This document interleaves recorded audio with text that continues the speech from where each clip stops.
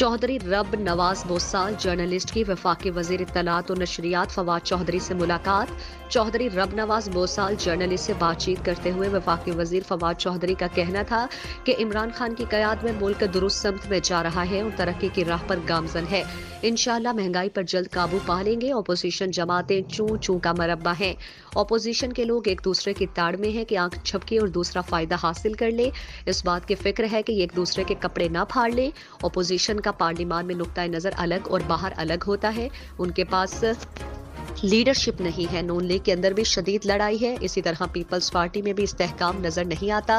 Opposition PTI का मुकाबला न कर सकी है और न कर पाएगी। चौधरी फवाद हुसैन चौधरी शुजात का एहतराम करते हैं। अगर किसी का ख्याल है कि हम एहतसाब के अमल से पीछे हट जाएंगे तो हमारा वोटर इस बात की इजाजत नहीं देता।